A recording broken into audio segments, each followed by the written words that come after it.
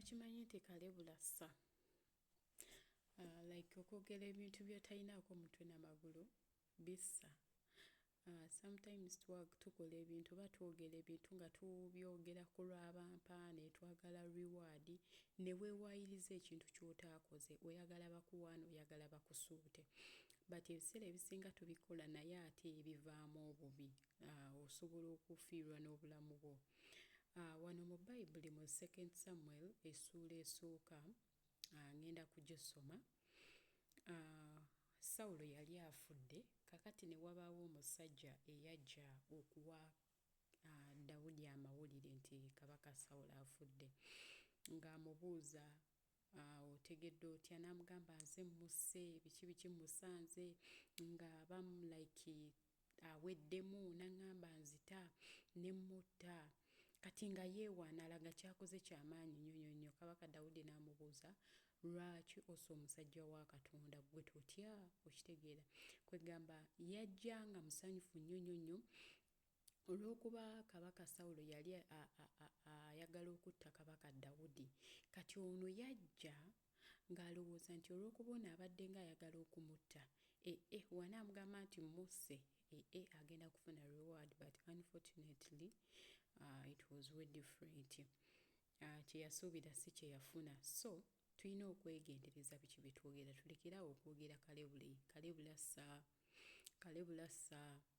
But anyways, let's read. Tugenda kusoma from verse 1 to verse 16. Panvu moko, but endure please. Verse 1. After the death of Saul, when David had returned from striking down the Amalekites, David remained 2 days in Ziklag. And on the third day, behold, a man came from Saul's camp with his clothes torn and dirt on his head. And when he came to David, he fell to the ground and paid homage. David said to him, "Where do you come from?" And he said to him, "I have escaped from the camp of Israel." And David said to him, "How did it go? Tell me." And he answered, "The people fled from the battle, and also many of the people have fallen and are dead. And Saul and his son Jonathan are also dead." Then David said to the young man who told him, "How do you know that Saul and his son Jonathan are dead?" Verse 6. And the young man who told him said, "By chance I happened to be on Mount Gilboa, and there was Saul leaning on his spear, and behold, the chariots and the horsemen were close upon him. And when he looked behind me, he saw me and called to me, and I answered, Here I am. And he said to me, Who are you? I answered him, I am an Amalekite. And he said to me, Stand beside me and kill me, for anguish has seized me, and yet my love still lingers. So I stood beside him. And killed him, because I was sure that he could not live after he had fallen. And I took the crown that was on his head and the helmet that was on his arm, and I have brought them here to my Lord." Verse 11. Then David took hold his clothes and tore them, and so did all the men who were with him. And they mourned and wept and fasted until evening for Saul and for Jonathan his son, and for the people of the Lord, and for the house of Israel, because they had fallen by the sword. Verse 13. And David said to the young man who told him, Where do you come from?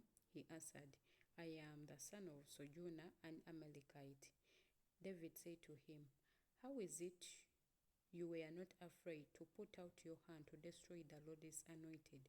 Then David called one of the young men and said, Go execute him.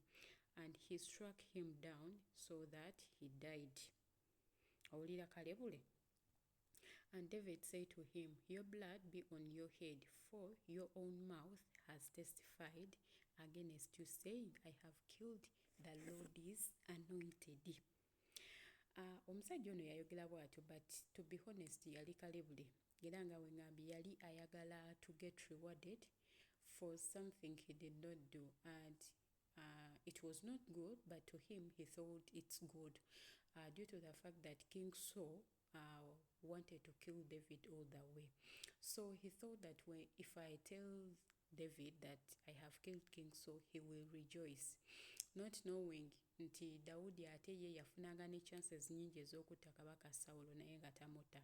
If you read in 1 Samuel, you will see that kabaka Sawulo yafa naye tewali yamutta, ye yetta ye kenyini baamukuba, ne bamukuba bubi, n'agamba ambeera we, like ngawo n'agamba bodyguard we, gamba omusajja wo ow'okukiro amutte, but he feared, he said no.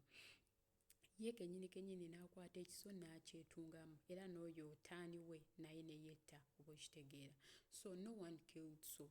Saul killed himself, but this guy came, he wanted to get respect maybe from David, thinking that he will praise him.